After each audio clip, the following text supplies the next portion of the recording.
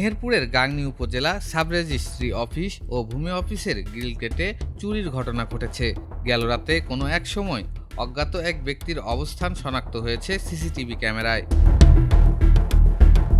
এই ঘটনায় সরকারি অফিসের গুরুত্বপূর্ণ নথি নিরাপত্তা নিয়ে নানান প্রশ্ন উঠেছে।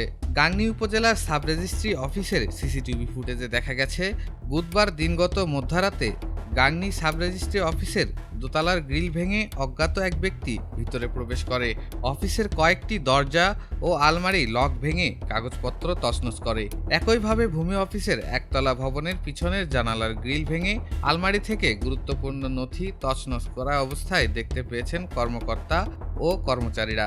সকালবেলা অফিসে এসে দেখছি মূল গেট আমার ঠিক আছে, মূল গেটে তালাও ঠিক আছে, তালা খুলি ভেতরে এসে দেখছি এই তালা খোলা আর এই তালা কাটা। হ্যাঁ, তারপর আমি নিচে যাই, নিচে যে কোনো গ্রিল কাটা আছে কিনা দেখি, কোনো গ্রিল কাটা নেই।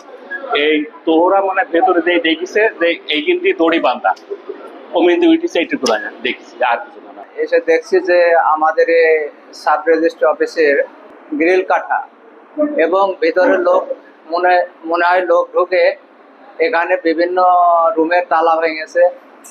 তা আমাদের মনে হয় যেন এরা চুরির উদ্দেশ্যে অথবা কাগজপত্রের উদ্দেশ্যে তারা এই অপ্রীতিকর ঘটনা ঘটিয়েছে।